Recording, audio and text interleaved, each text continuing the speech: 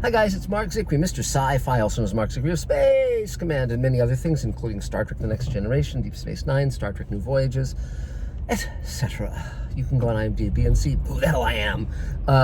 This is a quick review of Star Trek Picard Episode 3, because I wanted to chime in on it as I'm watching it ongoingly. I'm in the self-driving Mr. Sci-Fi mobile, which is self-driving because I'm not driving it, Elaine is. So Star Trek Picard Episode 3. Well, now I'd heard through the grapevine that they had been given the edict that because Star Trek Discovery went so far over budget that they had to come in under budget, and so they had less money than Star Trek Discovery. And that certainly seems to be the case because it's very talky, they keep saying what they're doing. When they recap the previous episodes at the top of the show, they don't really need to have Picard or whomever just explain everything that's happening, and what they're doing during the episode, but they're doing it anyway. It's very exposition heavy, also kind of very static, lots of like looking stuff up and talking to people and sitting down and maybe an action set piece every now and then, but it's certainly not dynamic in its pacing or in its drive. And so basically the long and short of it is that Picard finds out that Data has a daughter, that there's actually two of them. One sacrifices her life to save him. Now he's trying to go find the other one, and since Starfleet said no, you can't have a ship, which happens of course in every Star Trek movie more or less, he hires a ship and he gets a crew, and instead of getting the people he should ask for, Dr. Crusher and so forth, he's and Geordi LaForge and Riker and Worf and so on, the team that we would love to see.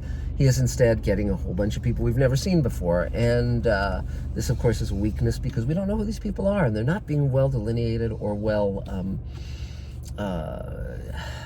dramatized. So it makes it harder. I mean, even if they had cast a lot of actors from very famous science fiction shows, that would have helped too. But that doesn't seem to be what they're doing.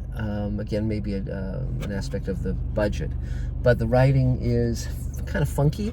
The challenge with every Star Trek show and every Star Trek series is how do you make it fresh? How do you make it different? How do you make a comment on the world that you're living in without it being issue heavy? So for instance, in the original Star Trek, they did the one with Frank Gorshin that half black, half white people, and it was ridiculous and stupid and goofy, and that's Star Trek kind of at its worst. It's most preachy. Whereas when you have great episodes like City on the Edge of Forever or Amok Time or many of the episodes of Star Trek The Next Generation, etc., then you've got things that are actually profound and moving and truthful and wonderful. So Picard, Star Trek Picard, let's just talk about episode 3 for a few minutes. The basic notion is he's gathering his crew.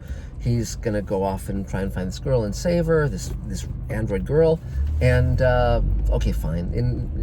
But he knows she's in danger because the other girl was attacked and killed on his watch, and so he knows there's urgency, and that should give us emotional drive. And you should be going through the twists and turns of it very quickly to get to him saving her. That should happen fast, or trying to save her. Instead, what happens is he's chatting and it's very leisurely. And there's certain elements that are cool. They've got a decommissioned Borg cube that the girl is investigating, and there's Romulans all over the place. The problem with the Romulans, though, is they haven't delineated them well. In the original Star Trek, they were sort of based on the Roman Empire, and they had a sense of honor, and they had a sense of duty, and they were admirable, in their way. And that was true in the first episode that introduced them, Balance of Terror, that starred Mark Leonard, who went on to play Spock's father in Journey to Babel. But it also was in the Enterprise incident where you had Joanne Linville as a Romulan captain, and she had sort of this quasi-romance with Spock, and that was great, and she was great.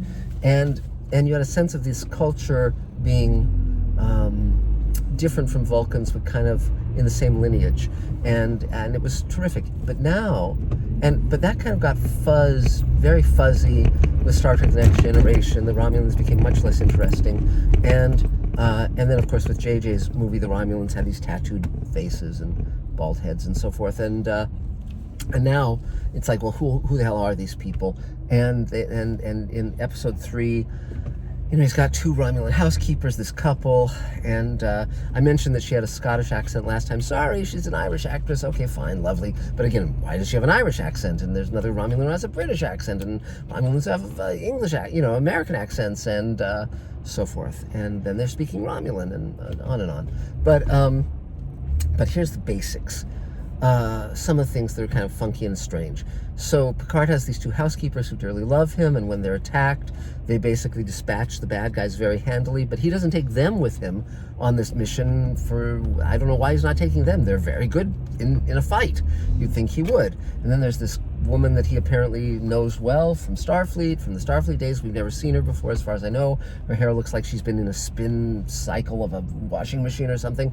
And, she's okay. The actors are not distinctive the way that the cast of DS9 or the cast of The Next Generation were. I mean, those were both very, very strong casts and very good actors. Renee Auberjonois, Armin Shimmerman, and Nana Visitor, etc. We all know who they are. And but these people kind of slide off the brain. Another mistake they're making is they keep casting. They did this in Star Trek Discovery, and it seems to be whoever's casting or designing the hair of characters. With Spock in Star Trek Discovery, he had shaggy black hair, black beard and mustache. And then in Picard, they've got another actor who's got shaggy black hair, black mustache and beard. And then they introduce a third guy who's kind of a Han Solo character, shaggy black hair, black mustache and beard. And that's somewhat problematical because it's very easy to get these characters confused, particularly as the series continues. Now, beyond that, the Han Solo character smoking a stogie, and it's like Star Trek, the original show, was very clear that they did not have characters smoking, and he's smoking a cigar, and the woman who worked with Picard in Starfleet, who comes along for the ride, is smoking what looks like an e-cigarette. This is very questionable, and I think it's not a great idea. It's a step backward. And they're also cursing. They're using very, very strong language at many times. And again, this is I strongly believe it's a mistake, because Star Trek has always been something that you could watch with the family, and that's why what made it a very fun show. It's not a children's show, but it's a family show, and Space Command is very much that as well. And I'm very mindful of what you don't want to just casually do in a show that you want to encourage people to watch with their kids. So another thing where you get a sense that the people making the show are not in touch with their audience, and so then we have this Romulan guy on the Borg cube, and he's some kind of embedded agent, and he's got this sister who's kind of like slightly incestuous toward him, and she's kind of like a kind of villain, and she's undercover as a Vulcan in Starfleet, and again, it all feels very familiar. Like they took this thing from that show or that movie and so forth. There's very little that feels fresh here. And so, okay. So then they've got the girl who's secretly an android but doesn't know it. And in this episode, she's talking to some of the Borg, the people who've been recovered from the Borg. We're still kind of off, and she's in sort of this room, like in the mental ward on the Borg cube with them, and they're kind of operating things that no one else can see, which is a gag they already did in The Expanse with those people who were kind of mentally plugged into the proto-molecule. So again, it's sort of like, okay, they've been watching science fiction shows and taking this bit and that bit and making a stew, a goulash. But then the Romulan woman goes buggy, and she calls the android girl the Destroyer. She's the Destroyer. And of course, that reminds me of, Ghostbusters and, with Rick Moranis, which was such a great gag. But okay. So finally Picard gets his ship. We're in episode 3. He's finally starting to go in the ship, but he's not the captain. So he ends the thing by saying engage, but he's not the captain of the ship. So he's always kind of hanging back and not taking command and not being treated with respect by Starfleet or by pretty much anybody. Everyone's kind of giving him the razz. Everyone's kind of bummed out or sarcastic. It's a sign of the new era of television. We passed through that era where everyone was kind of an anti-hero, and we're coming out the other end of it, but they're still not understanding that compassionate characters are characters that the audience will bond with. That's why the one character that I actually like in Star Trek Discovery is the one that Doug Jones is playing, Saru, because he's self-sacrificing, he's compassionate, he's smart, and he's not just in it for himself. And but with Star Trek Picard, it's like, okay, it's a very shaky premise that Picard is going off to save the twin of this girl because it's Data's daughter somehow. And then again, it's like, well, wait, doesn't he have the pieces of lore? Didn't we see them in the first episode? Lore was the earlier version of Data. Well, couldn't he put that together and have Brent Spiner in it and maybe infuse his mind with the consciousness from Data somehow? And I mean they could be making it, because they had Data in a dream sequence, in a couple of dream sequences in episode 1, and it's sort of like they're not using these characters well yet. And the fact that Picard is so, it's like the Romulans were going to die, they were all going to die, and then Starfleet said, we can't give you ships, and so they only got a few 100,000 off-world, and then Picard just kind of threw up his hands, gave up, and went to live on his vineyard for 20 years. And that's just, first of all, that's not like the Picard we know. I mean, particularly with the movie Dunkirk, which many of us have seen lately, in my knowledge of World War II, when they didn't have adequate ships in an emergency, they sent a flotilla of private ships, and Picard certainly seems like someone who would have done that. Not just blithely say, okay, these guys are all going to die, and I'm going to go, home and sip a glass of Chateau Picard or whatever. So again, this feels off character for Picard, and so that's and then finally there's this thing of Picard is it's so many of the characters are kind of like filled with ennui. Like, for instance, the Han Solo kind of character, the captain of that ship of his, the freebooter, he's reading a book on death and dying, and living with the notion that we're all going to die. And it's like, okay, great, where's that go? It's all Richard Manning, who was one of the executive producers of Star Trek that I worked with, and who was my boss on another show called Beyond Reality, he talked about spray-on character.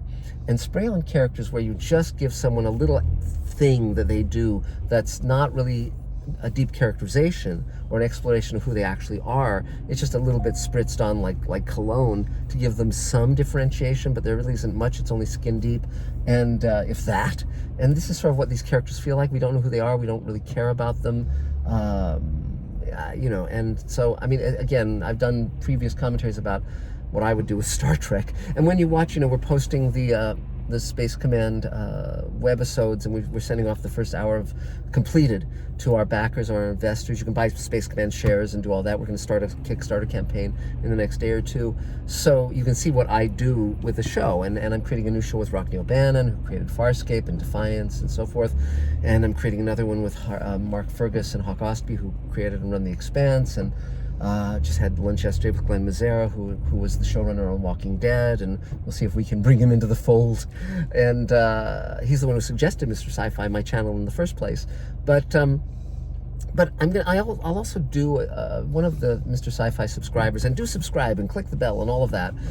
One of the Mr. Sci-Fi subscribers suggested that I do a video on how I created a TV show, and like how Rockne O'Bannon and I are creating a show. And I'm going to do that very shortly, and I'll also talk about creating character, because I think if you watch the first hour of Space Command, or you watch the World Enough in Time, the Star Trek New Voyages episode I did with George Takei, you can sort of see my approach to character, which is you get into their hearts, you get into their souls, you see what makes them tick, and the way you engage with characters is they're willing to extend themselves beyond their level of comfort to help others, to save others. And I think it's really, really important. So we'll talk more about that in future days. But anyway, that's about it for Star Trek Picard Episode 3. I'll be talking about Star Trek Picard Episode 4 very, very soon. And that's about it for now. So from the Zicree Mobile, the Mr. Sci-Fi Mobile, it's Marc Zicree, and we will be talking really soon. Bye, guys.